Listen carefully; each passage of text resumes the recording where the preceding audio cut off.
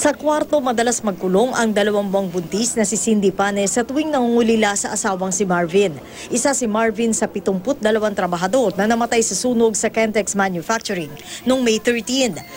Ang mas masakit pa raw kay Cindy, hindi niya nakita ang labi ng asawa hanggang sa i-cremate at iuwi na ito ng kanyang mga kaanak sa Iloilo. Kasi pag nakita ko po yun, magwawala po ako.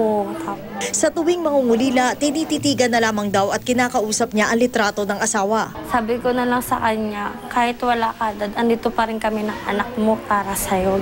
Mahal na mahal ko po siya kahit hindi ko na po siya mahawakan, mayakap o makasama. Sana alagaan niya na lang po yung sarili niya.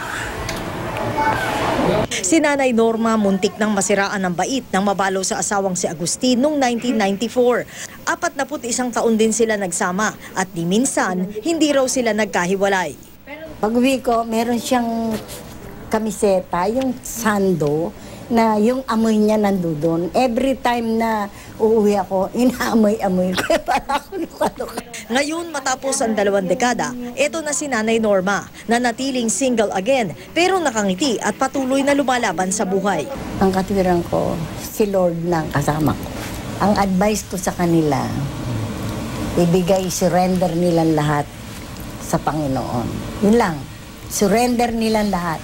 And then kalimutan nila yung nangyari.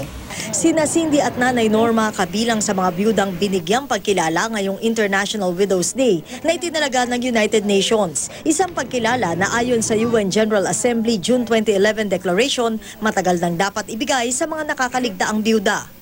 Mismo ang United Nations na nagsasabi na wala talagang konkretong estadistika kung ilan talaga ang balo sa buong mundo. Pero sa iba't ibang panig ng daigdig, meron pa rin daw mga pagkakataon kung saan ang mga balo kung hindi nakakaranas ng diskriminasyon, talagang nalalabag pa ang kanilang karapatang pantao. Pero kumusta naman ang mga balo ba dito sa Pilipinas? Ano ba yung mga benepisyo na pwede nilang tanggapin sa gobyerno kung meron man? Ang mga balo, anuman ang kasarian, kasalman o hindi, sakop daw ng mga ibinibigay na tulong ng Republic Act 8972 o ang Solo Parents Act of 2000, sabi ng Department of Social Welfare and Development o DSWD. Merong livelihood assistance, no?